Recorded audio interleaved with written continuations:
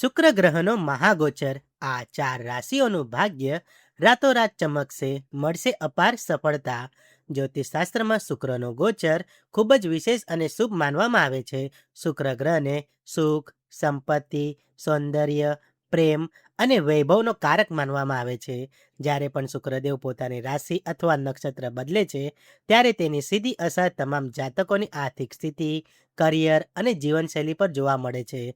પંચાગ અનુસાર ધનના દાતા શુક્રદેવ 29 જુલાઈએ સૂર્યના સ્વામિત્વવાળા ઉત્તરા ફાલ્ગુની નક્ષત્રમાં ગોચર કરવા જઈ રહ્યા છે. શુક્રનું આ નક્ષત્ર પરિવર્તન ચાર વિશેષ રાશિઓ માટે અત્યંત શુભ અને આર્થિક લાભ અપાવનારું સાબિત થશે.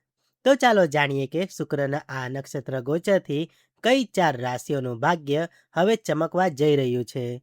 સૌથી પહેલા વાત કરીએ વૃશ્ચિક રાશિની. વૃશ્ચિક રાશિવાળા માટે આ સમય ઘણો શાનદાર રહેવાનો છે. બિઝનેસ સાથે જોડાયેલા લોકોને મનગમતો નફો અને મોટી ડીલ મળી શકે છે. કાર્યક્ષેત્રમાં પ્રગતિના યોગ બનશે અને આવકના સાધનો મજબૂત થશે. જો કે વિદ્યાર્થીઓએ આ સમય દરમિયાન પોતાના અભ્યાસ પર થોડું વધારે ધ્યાન કેન્દ્રિત કરવાની જરૂર છે.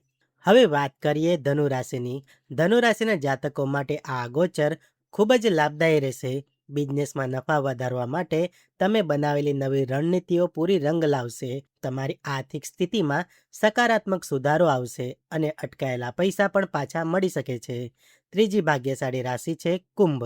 કુંભ રાશિના જાતકો માટે શુક્રનું સૂર્યના નક્ષત્રમાં ગોચર કરવું બેહદ શુભ રહેશે. પોતાની માતા સાથે સમય વિતાવવો તમારા માટે સુકૂનભર્યો અને ભાગ્યોદય કરનારો રહેશે. બિઝનેસ કરી રહેલા લોકો માટે કોઈ મોટી પ્રોફિટ ડીલ મળી શકે છે, જેનાથી કારોબારનો વિસ્તાર થશે.